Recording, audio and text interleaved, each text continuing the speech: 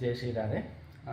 ಇವತ್ತು ನಾನು ನಮ್ಮ ವಸತಿ ನಿಲಯದ ನಮ್ಮ ರೂಮಿನ ಪರಿಚಯ ಮಾಡಿಕೊಡುತ್ತೇನೆ. ಬನ್ನಿ, ಯಾವ ರೀತಿಯಾಗಿ ನಮ್ಮ ವಸತಿ ನಿಲಯದ ರೂಮಿನ ಸೌಲಭ್ಯಗಳು ಇದ್ದಾವೆ ಅಂತ ತೋರಿಸ್ತೇನೆ.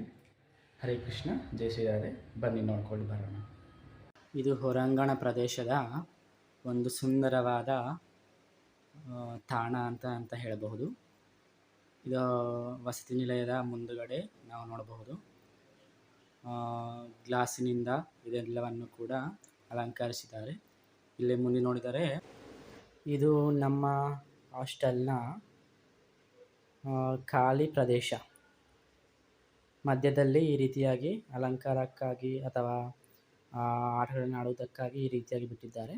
ನೋಡಬಹುದು, ಸುತ್ತಲೂ ವಸತಿ ರೂಮ್ಗಳ ಸೌಲಭ್ಯವಿದೆ.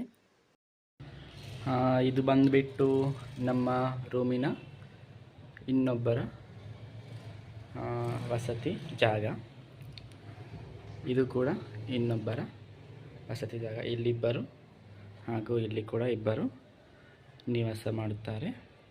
ತದನಂತರ ನಾನಿರುವಂತಹ ಜಾಗ ನೋಡಬಹುದು.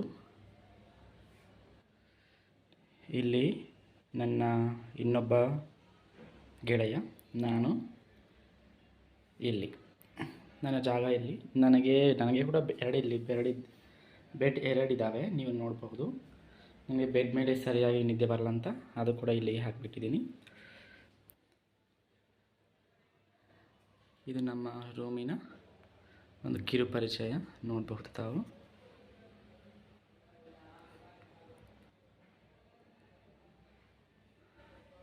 ಇದು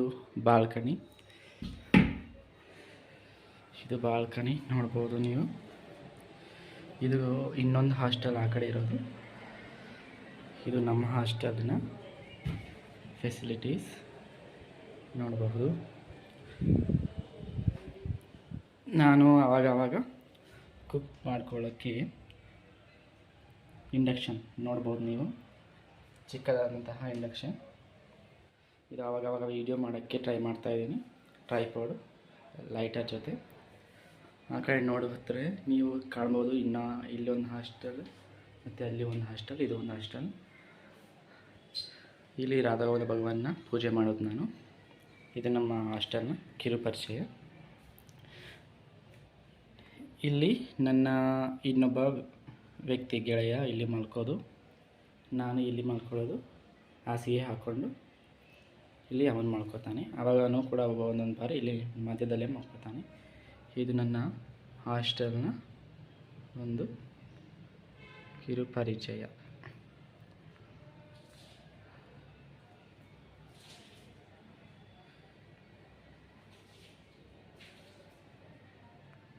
ಇಲ್ಲಿ ನೀವು ನೋಡಬಹುದು,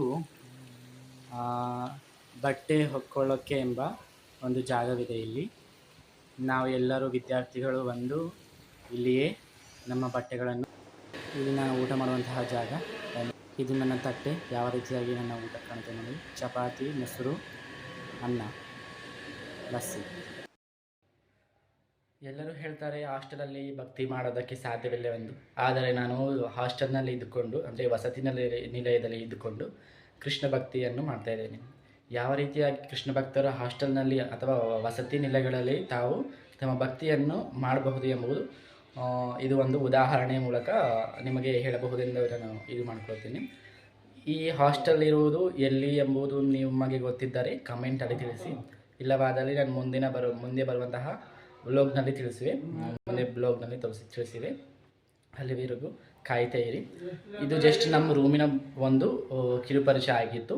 ತದನಂತರ ನಮ್ಮ ಪೂರ್ತಿ ಹಾಸ್ಟೆಲ್ನ ಪರಿಚಯವನ್ನು ಮಾಡಿಕೊಡುತ್ತೇನೆ. ಇದು 4 ಅಂತಸ್ತಿನ ಒಂದು ಕಟ್ಟಡವಾಗಿರುತ್ತದೆ, ವಸತಿ ನಿಲಯವಾಗಿರುತ್ತದೆ. ಇದರ ಮುಂದಿನ ಅದನ್ನು ನಾನು ಮುಂದುವರಿಸ್ತೇನೆ. ರಾಧೆ ರಾಧೆ.